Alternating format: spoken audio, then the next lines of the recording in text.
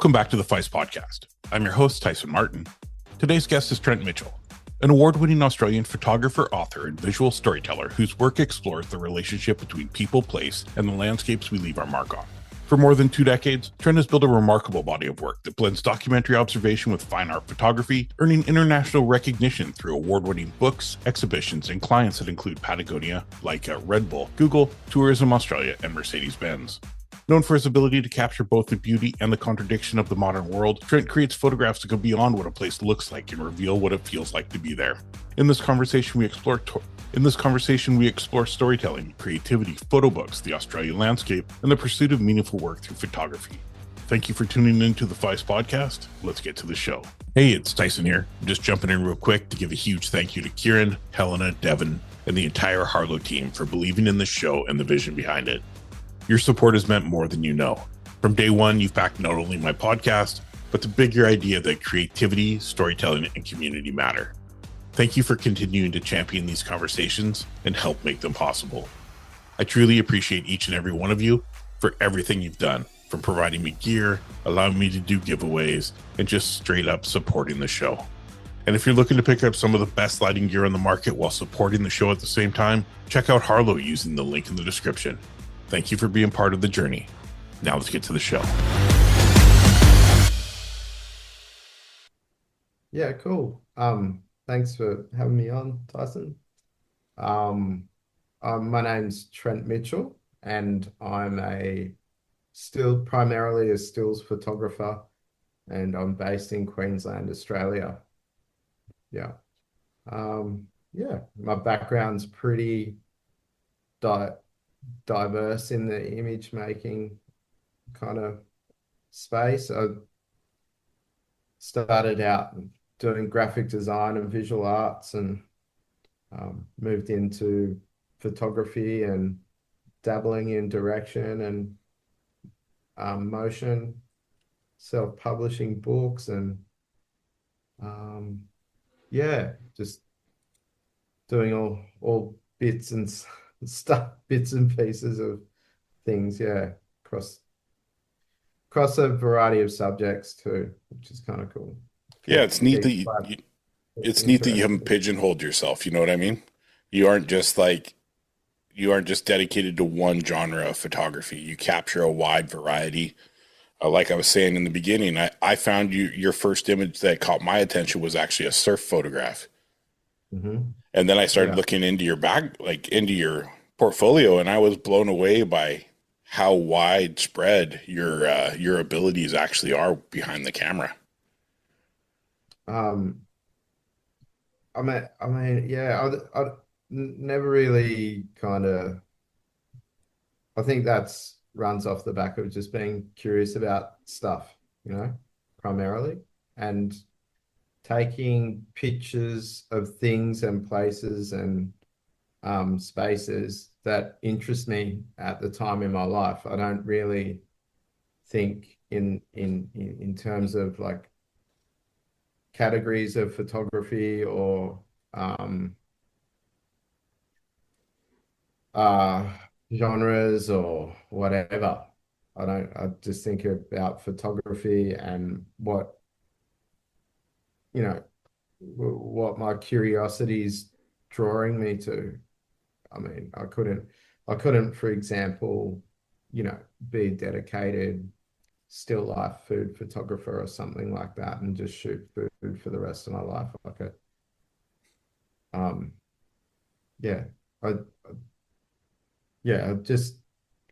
The way I frame it in my mind is I'm just as like life is so varied and interesting, and I just use a camera to, as a tool for curiosity, and that inherently you end up meeting so many different types of people, doing so many different things, and you're just taking photographs of it, and then end up with a diverse portfolio. I guess that's not really following the rules of niching down or whatever, and I'm cool with that. I just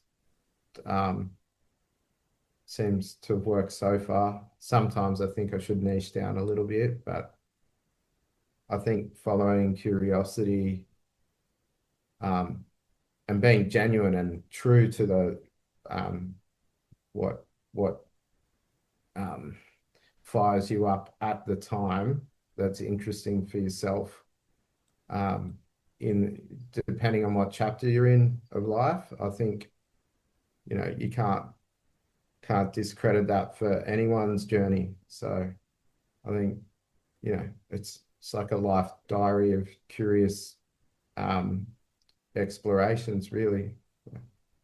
Do you remember the first time you picked up a camera and you were just like, I need to do this. This is going to be what I do for the rest of my life. Um, I There was a definite, like, it took me quite a while to get that feeling. I wasn't, I don't have a story of, um, one day, like, my grandfather gave me this camera and then I was hooked for life or whatever. If, I got curious about it and it was a slow thing.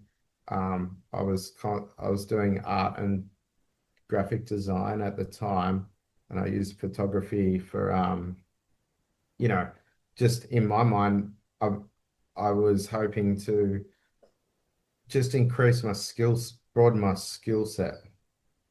So I was doing graphic design layouts and art, and to me, a camera was like the next thing, right? Like, to use, so I could take pictures, lay them out in print media, um, that they go hand in hand, right? So that's kind of where it started. And there was I did get a moment where I had, I was into surf photography at the very beginning because, again, it was like a major part of my life, being in the ocean every day. And um, I was just using a camera, capturing what I would see and love doing. And it just felt like a effortless kind of thing. I wasn't trying to, like, okay, I want to do this and I want to achieve that and that and that and that. Um, so I was just, um, yeah, taking pictures. And then one day, I had a real peak kind of moment in the surf where I was using a film camera and I was like thinking about really premeditating what I wanted to capture, everything aligned. And in the ocean, it's incredibly difficult to have, I would say, you pointed it out before, like a large variety of work. And still to this day, I strongly believe surf photography is the most difficult form of photography you can do. Um, it's like um, landscape photography mixed with like action sports, but you're like on the field with the players, like you're in the ring, like, and that ring is moving and you're moving within it. There's so many in a three-dimensional moving space, like you're moving up, down, back, forward, so trying to stay alive, keep your breath, hold your breath, navigate rips, currents, whatever. But then all of that's going on, and you got to get to the point of like being at a level where that's just background stuff, and exactly what it's all in it, rinse and repeat, and you get into this zone where it's just natural, like, and then you've got to be good at photography and then understand surfing. So there's so many, and then on top of that, it's just like you're at the whim of Mother Nature. So um it's like so unbelievably difficult. It's an incredible training ground. But one day I had a peak moment. I saw through my lens an incredible moment, hit the button, one shot on film, got the shot back from the lab, and then I was like, wow, that felt really special in the moment. And then I saw it, the proof sheet, a negative proof sheet, and then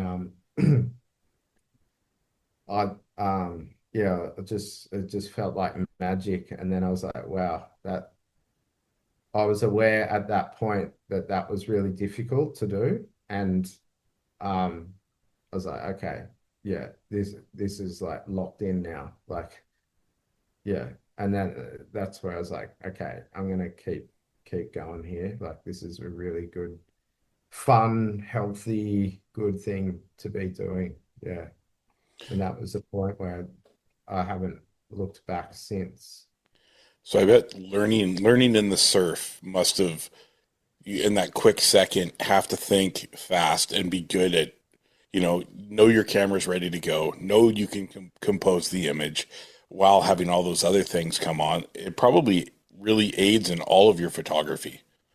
You get those Oh, quick yeah. moments, you don't no longer panic. You're like, this is nothing compared to being under the ocean. Oh, totally.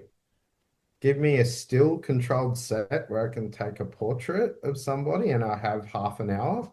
Ha! It's all the time in the world. Like, you know? Yeah. Um, and then yeah, when you're doing jobs like, I think weddings are up there with them. Like, to me, they're more stressful than like huge commercial photo shoots. Like, um, and even weddings seem easy compared to that in, surf stuff. Um, because there's no second chances in a wedding and there's no second chances in the surf. You're constantly like 5 steps ahead. Like, like, oh, okay, I've got to be over there with this lens to capture that moment, and then back over here if I want to get a long shot through all these people, and then yeah, they're going to do that, and this is all going on in your head while you're in the moment too. There's all this stuff going on, and surf is very similar. You have to be hyper aware of your surroundings, the conditions on the day, who's catching what waves, not trying to get hit by other surfers, lining up. Like, there's so many like little instinctive calculations going on all of the time. Yeah, it's pretty cool and a very good training ground for sure. Everything else on land just seems like a walk in the park. Yeah. Well, there you go for everybody listening. Become a surf photographer, and everything else is it's easy after you figure it out. Seriously, there's so many things that can go wrong. Yeah. Like, I haven't even mentioned like drowning a camera, like like destroying equipment and like, oh my God. What was Yeah. that learning curve like when you were first decided to start shooting under and above water? Um, yeah, it's a long, slow one. Like, I started shooting in the film generation.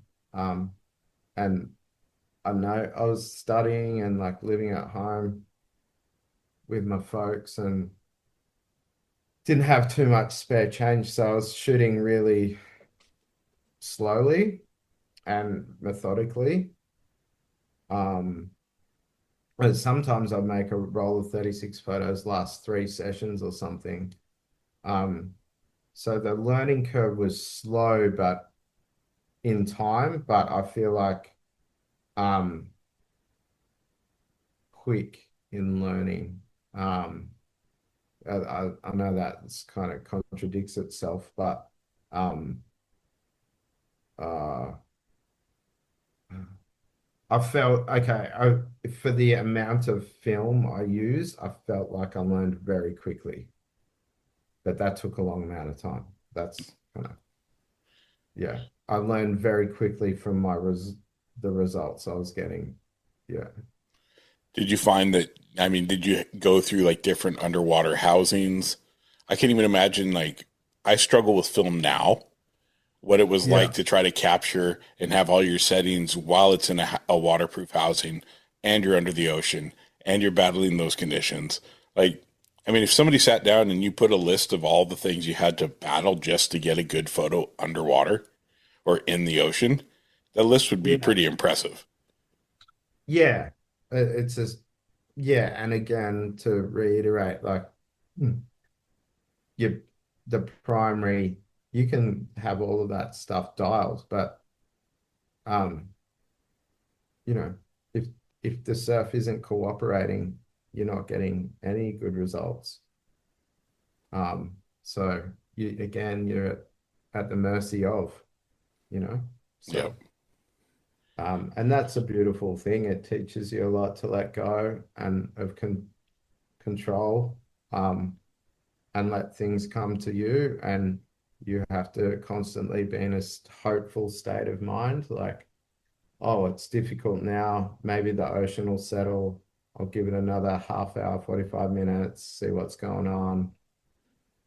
Always in that perpetual kind of state of mind of like, good things are coming, good things are coming, good things are coming, because it would um um be so easy just to give up and go back into the onto the beach and yeah, not Yeah. bother When it, and use a long lens from the beach. yeah.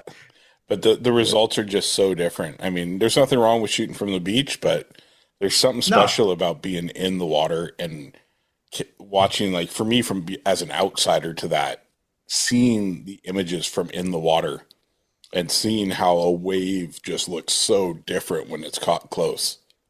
You know, Yeah. it's just a completely different ball game. Yeah. Yeah, for sure. And all the, you know, in the world of surfing, there's a common cliche of like, no two waves are the same. And it's very true. But things can look similar, but it's guaranteed that there'll be no two waves that are exactly the same. And um, yeah, yeah, there's a lot of good things to explore in that. Yeah. When you put, I noticed on your website you've done lots of projects. Is that something you just love to do? Just get in the car and just find an area and just start capturing the people in the place? Yeah, um, yeah, I do. I've found recently I've been a bit time poor for those things. But yeah, I do love a lot of those,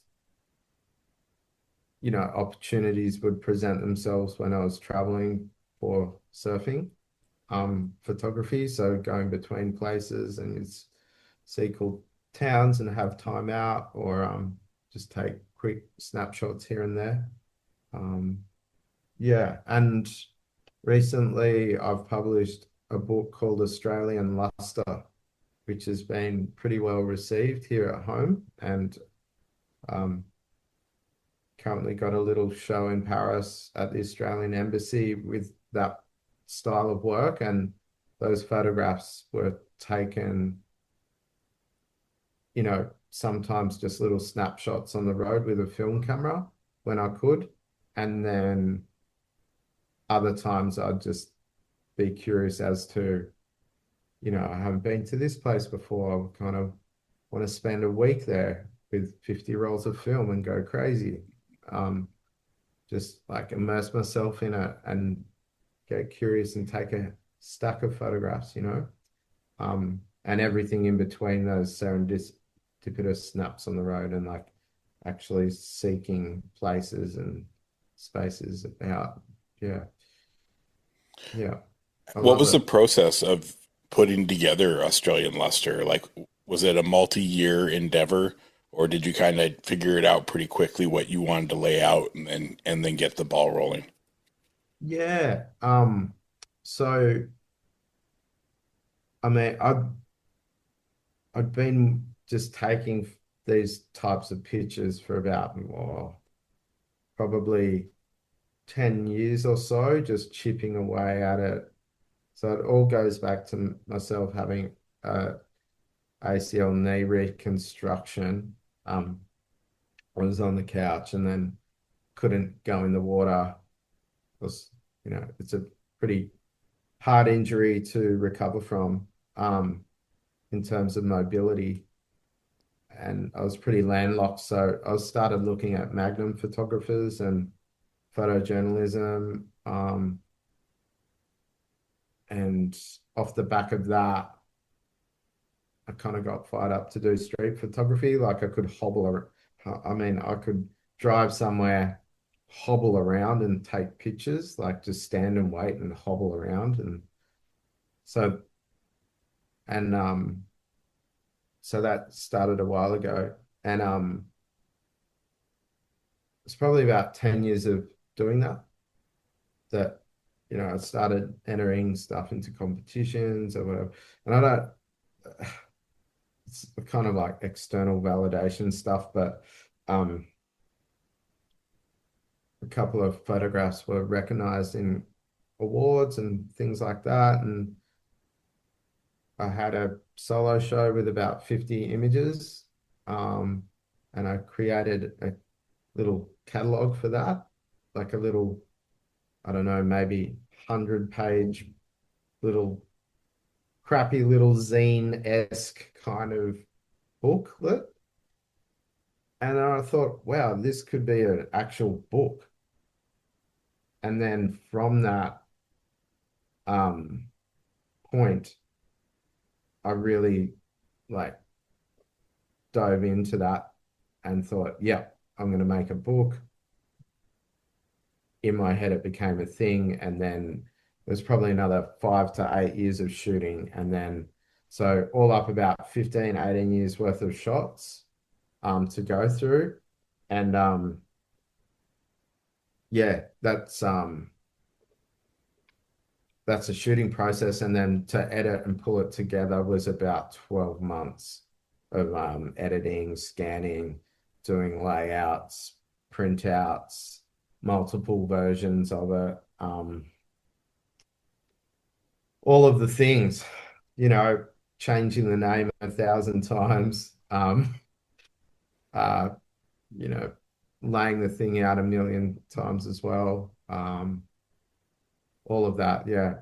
Get, yeah, and it was probably about 18 months from when I turned my scanner on till getting the books um, in hand, like the first shipment of those books. Yeah.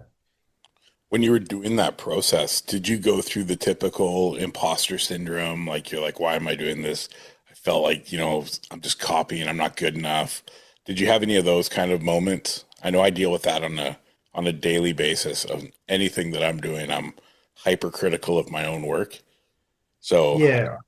I Yeah. can imagine on a book what it would be like. Yeah. Yeah. I definitely, after, I'd get a week between shoots sometimes, and then I'd go, okay, this is my book week, so to speak.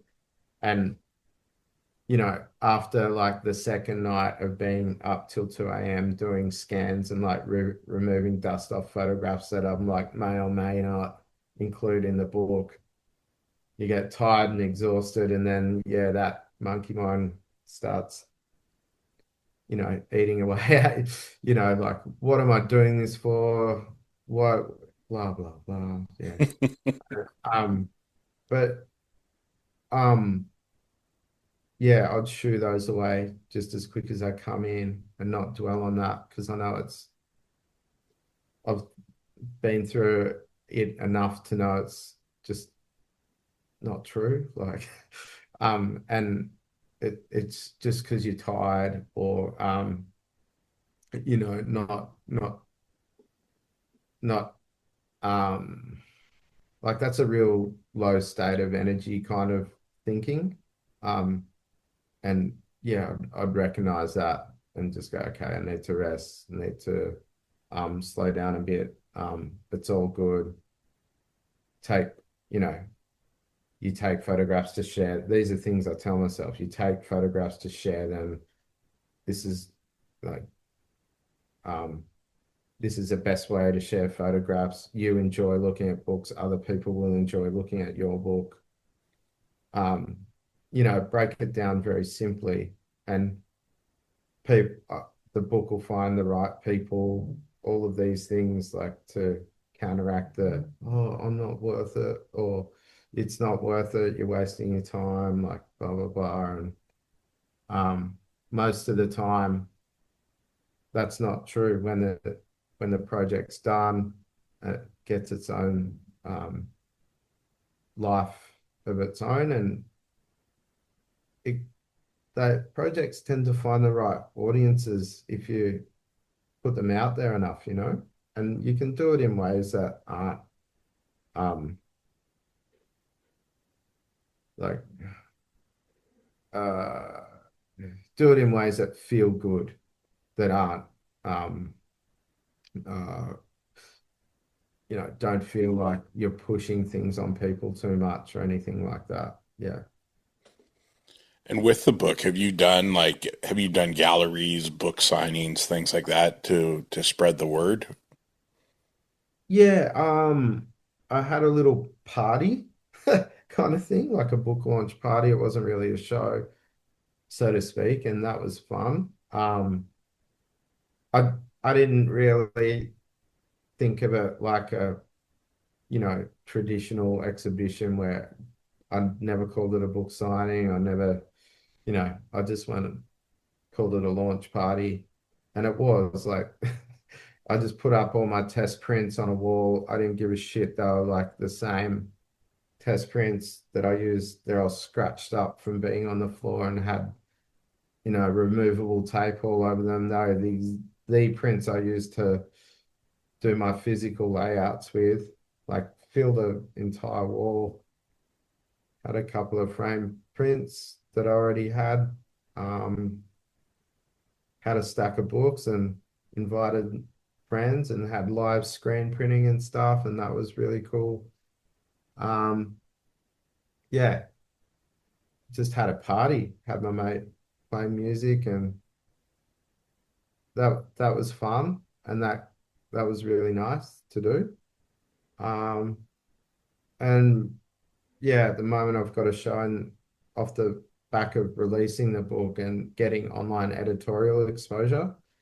Um, a curator picked up my book that I'd never met before and gifted me the opportunity to exhibit Australian Lustre in Paris at the Australian Embassy. It's currently hanging now, while Paris photo's on. And I mean, if I'm just blown away that that could even happen, like, and yeah, when I look back on stuff like that, imagine you listen to your monkey mind of saying, oh, no, give up.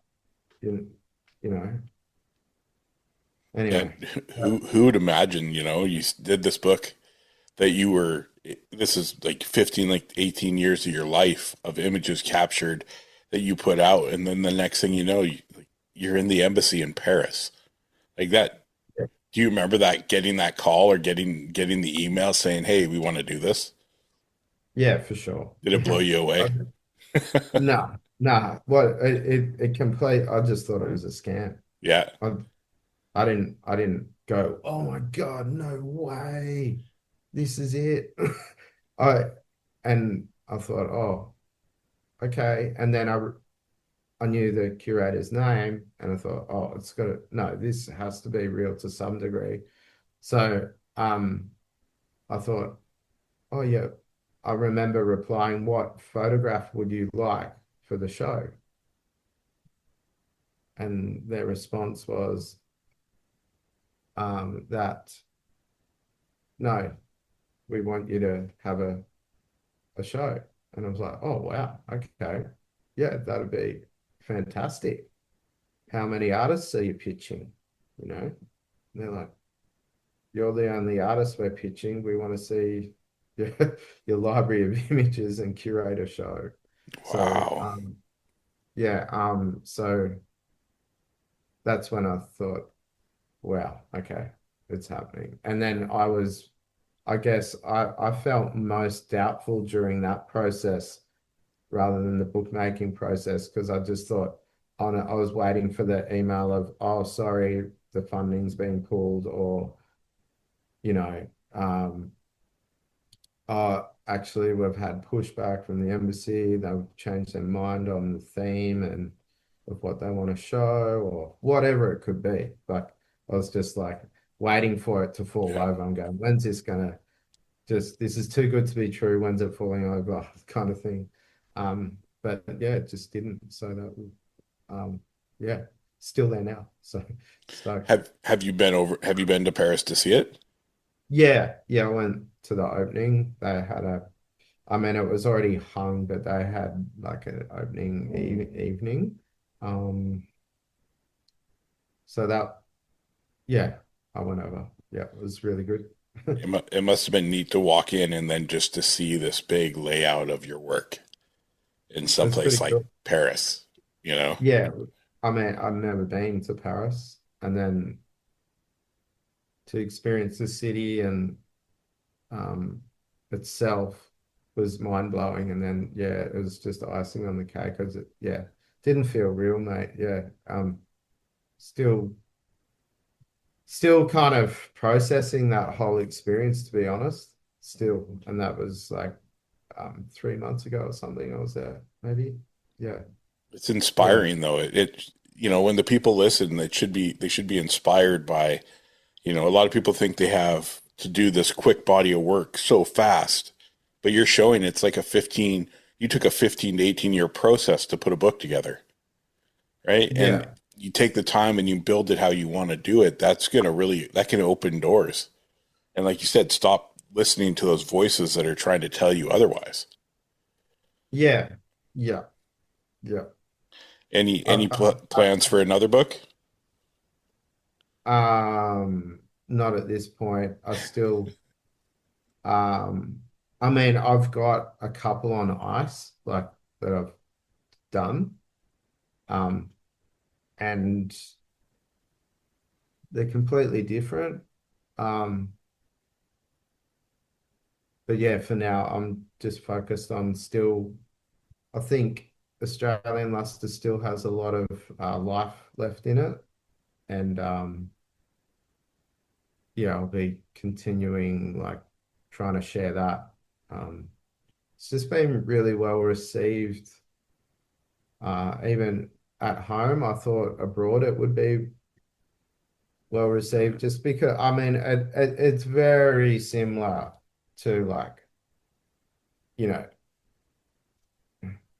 the cliche American like road trip kind of books, but I don't believe there's been many of on Australia at this point.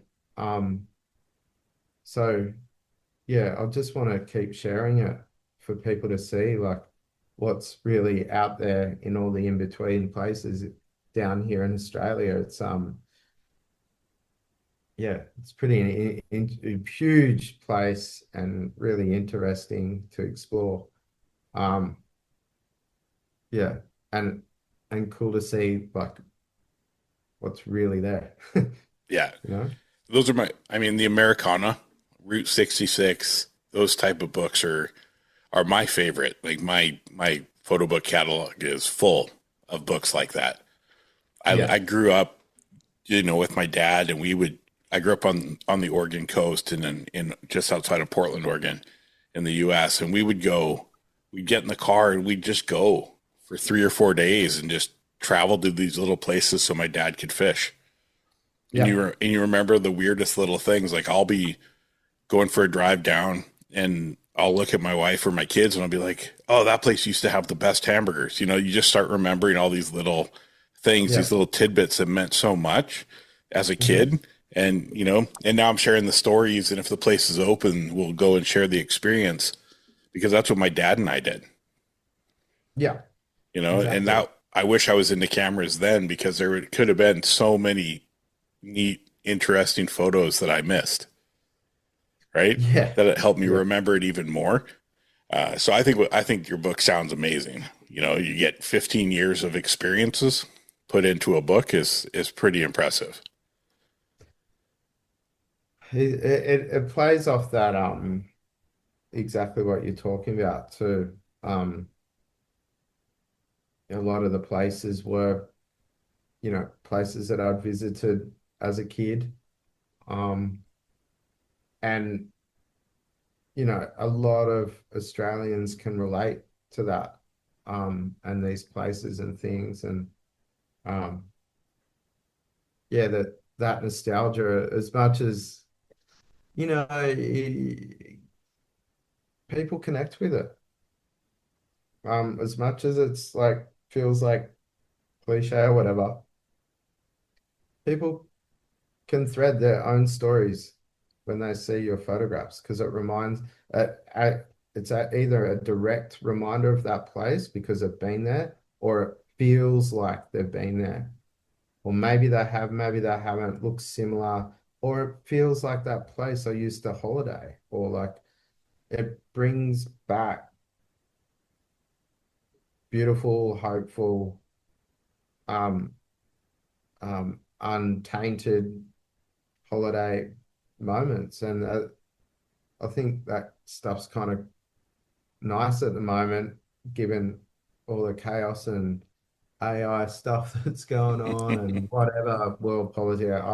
I kind of like bury my head in the sand kind of guy with that stuff, and all the wars and shit that's going on. But it's nice to share hopeful things, and positive things. And yeah, I feel like that warmth coming through from, if you go to these places in this project that you're working on, like people will be able to connect with it as well. Just going, oh yeah, like maybe you could, yeah, there's some, my mind's going, oh, that would be such a cool book to just photograph fishing spots in the small towns around, just fishing. Yep. Or whatever. So I have, and the journey between those spots, and the people and places and things. And yeah, I've got a buddy who lives in New Orleans, and he's been trying to just think of a project he can do around New Orleans. And they're known for, their Creole culture and all of the food is amazing, but they have a huge, vibrant fishing community. So the big boats. And I said I would be right on the docks asking to shoot photos of the people on the boats and the boats themselves, and the equipment, and just try to put something in, because that's how a lot of the food in the restaurants start. That's where the food comes from, fresh off the water. And create a story that way. I've been to New Orleans once in my life, and I was like, all I remember is the food was so good. So for me, it was putting the story together. Where did this food come from? And it starts with those fishing boats, kind of putting it through the whole process. Yeah. Or you could work the other way and, approach your favorite restaurant and go, where do you source your fish? And then find the guy and like go the reverse way. And then, so it's all connected, That's a cool idea too. Yeah, I mean, it's same result. You're just taking it. You're probably going to get a more direct lead, because I go, oh yeah, that's John down at blah blah blah. I'll give him a call for you. Bang, you're on the boat. No problem.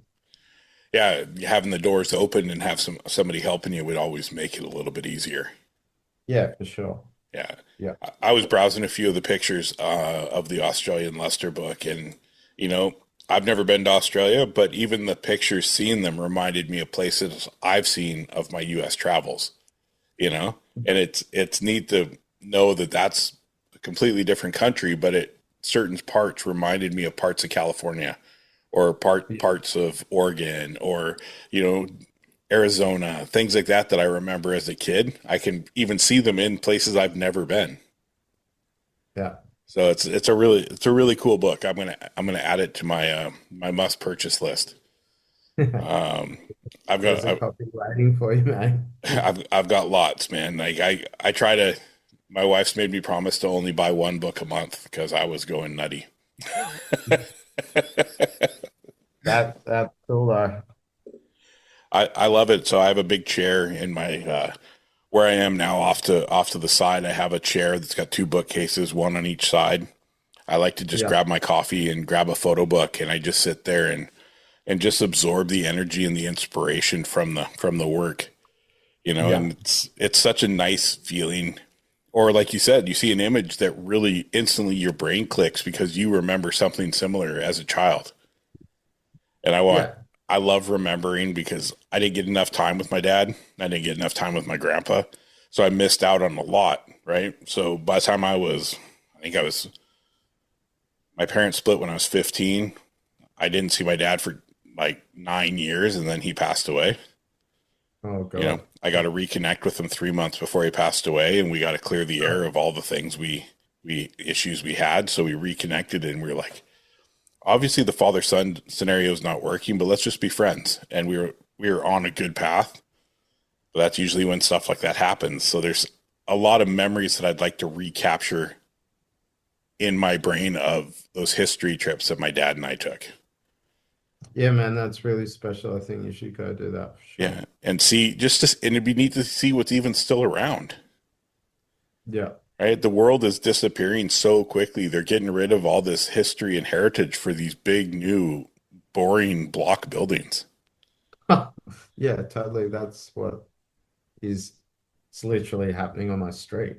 Yeah, Like it's wild. they Yeah. just did that here. I live in an area of British Columbia where my direction from the river was supposed to be no more than 3 stories, and we had 150 residents at a town hall event till 1:30 in the morning against this new proposal, and they just Yeah. pushed it through anyway. A new 6-story, 300 unit right at the end of my street, and they want an entrance exit on a blind hill where you can't actually see what's happening.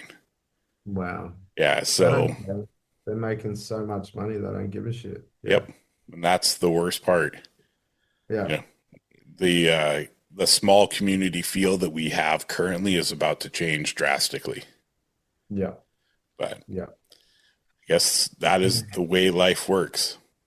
Yeah, there's kind of like, yeah, it's really hard to fight that fire. Hey, like change and progress or whatever, it just keeps happening. Yep. It always has. Yeah. I mean, but it's happening at an alarming rate globally at the moment. It's a bit of a shake-up, eh? Yeah. Any words of wisdom for people that are just really want to start a certain type of project, photo project, obviously, that you can give them that you found during your run that can maybe help them miss a pitfall or two on the way to building a book or a project that is going to be released to the public? Yeah, for sure. There's a stack of things, but I would say um just finish stuff. Like don't don't let those negative or doubtful things creep in. Just finish things. Finish it. Doesn't matter. You don't have to release it to the public. Make a little zine for yourself. Finish the work. Get it done. Finish it. Go on to the next one. Improve it. Finish it. Get it done. Don't have to show it to anybody. Show it to your mates. Show it to your tight circle, your local photo club, or do those things even exist anymore? But show it to actual people, not see how they interact with it and absorb it. And um, photo, if you're wanting to make a book, yeah, or have exhibitions, definitely show people something physically. Um, don't rely on it trying to cut through in this digital space. Like you'll get a really good read on how your work is received by showing it physically to people. Watch them, watch how they react or don't, or where they pause, absorb, or where they're repelled by your work or even dismiss it. Like all of those cues are really cool. but make sure you finish stuff. But going back before finishing stuff is just kind of like take pictures that, or do projects that follow your genuine curiosity and, really personal stuff that, you have direct, easy access to. And I would do things that, you're not really trying to seek, you're not trying to do for money or impress people or whatever, just to satisfy yourself, and, first and foremost, and finish those things. Don't park them. Don't, even when like you think all of your photographs suck. Well, you sometimes you're right. Most of the time you're right. But so what? Just keep getting better. Keep going. There's like photography is 99% failures. Like, I mean, when you do any shoot, like digital shoot, you might shoot 5,000 images in a day, and you're coming at it with a selective 20 bangers. Like, that's the percentage of failure is so ridiculously high. Like, it's built into what we do. So just, who cares about if it's not good enough? Just go again until you're happy, and then keep going. Like, have that hopeful mindset that the good thing is coming always. Yeah, because it is like it's just a matter of time, really, quite literally. And yeah, just keep doing the things. Yeah, I mean, I love how you always go back to trying to keep the positive mindset. Even when you feel low, stay positive. It's going to happen. Stay dedicated. It's going to happen. Yeah, Focus. yeah, there's that, and there's also, you get to a point where you're like, okay, I'm walking away, I'm done, reset. Don't catch yourself before you like have a spiral or like a sinking, like, oh no, like, this is a shit show or whatever. Just step away. Like, it's not the end of the world. Photography's fun. Like, don't beat yourself up about it. Like, it's fun and a fucking privilege that we get to play with these devices and capture life or do whatever you're doing. Don't don't fall into the trap of having your mind ruin it for you, because everything's fine. Like, everything's okay in front of you. Everything's mostly 99.9% of the time, everything's okay. So, just trying to keep that positivity moving through the timeline that you've got with you when you're doing your thing, is key. That's Yeah. such incredible advice, man. I appreciate that so much. It resonates deep with me, but it's going to register with everybody listening. They're going to hear that and they're going to be like, okay, so it's okay when I step away. It's okay, to have these moments where you don't think the project's worth it, but you step away and you can come back. And then all of a sudden you realize, okay, I know exactly what I need to do now. You know, Yeah. Have fun with it. Enjoy it. You're doing it because you love this thing. Don't let it fucking beat you down. Like, have fun with it. There's so much other shit to worry about. It's like, this is a joyful thing that we're all participating in. It's an absolute pleasure to be able to do these things. Um, yeah, I think, giving yourself space to reflect on it and come back again, like, go again, go again, go again, go again. Yeah. I mean, yeah, that's, if you're that can only come from one like place though. Like you've got to be truly passionate about it. Um, to have that kind of tenacity to keep at it. And I guess that's why a lot of people just give it away. It's because that true passion isn't really there because you need it. You know, if it, um, yeah, yeah, but yeah, find that little thing that the passion that keeps you going to be able to have that. And like if you're not enjoying it, don't shoot the thing that you're shooting because clearly you're not enjoying it. Like be self-aware enough that like fuck, like oh, I can't get good port. Don't shoot portraits if you're not enjoying it. Yep. Like don't beat yourself up if you're not shooting an award-winning portrait or you can't capture someone the way you do something else. Like I don't know. Yeah, exactly. I would get so caught up on, I'd shoot landscapes for a long time, and then I'd be like, oh, I just can't capture it. And then I'm trying to force myself to keep capturing it. And then Yeah. I started shooting street, and then, you just start shoot wildlife, and you just kind of do these different things Yeah. until that energy is reignited. Yeah. Or it could be, oh, like I love shooting landscapes, but I just can't capture this whole scene. What's sucking you in? Like, do detail work in nature. Yeah. Or like,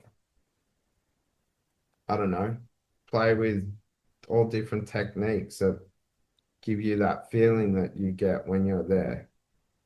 Or like, well, there's so many things I could go on and on, but Oh man, I appreciate you coming on to the show today, Trent. Where's the best place for people to find you?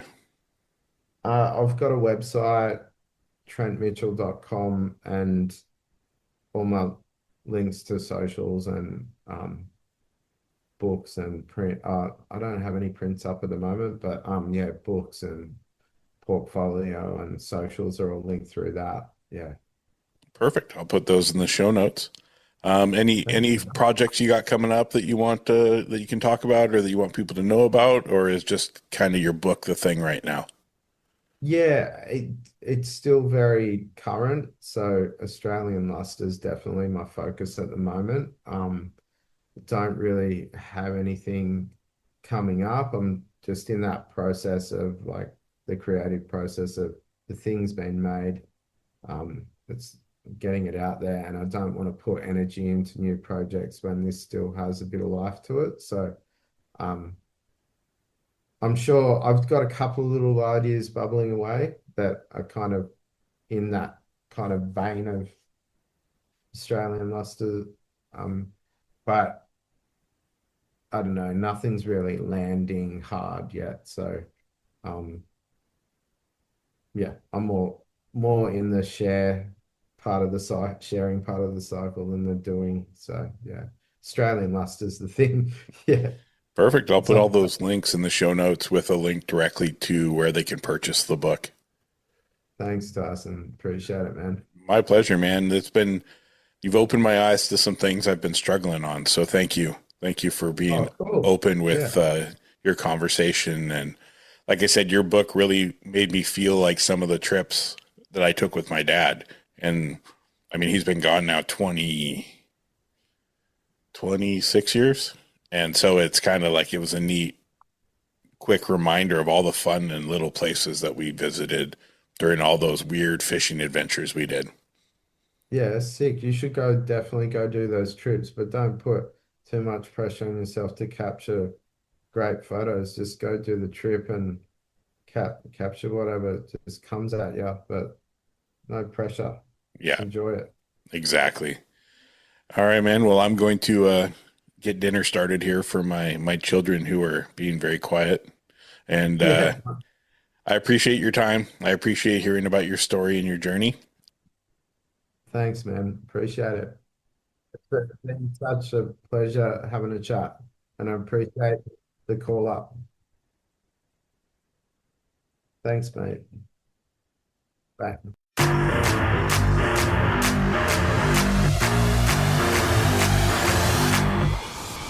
Thank you for listening to the P.H.Y.S Podcast.